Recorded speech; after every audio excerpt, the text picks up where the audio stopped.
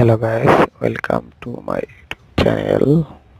আজকে একটা ভিডিও নিয়ে হাজির হয়েছি। ভিডিওটি হচ্ছে আমাদের পাশের গ্রামের নৌকাবাজ, ঐতিহ্যবাহী নৌকাবাজ। এই নৌকাবাজটি 150 বছরের পুরনো নৌকাবাজ। এখানে কোনো পুরস্কারের ব্যবস্থা নেই, তারপরও এখানে শত শত নৌকা হাজির হয় মাঝিরা নৌকাবাজ দেওয়ার জন্য।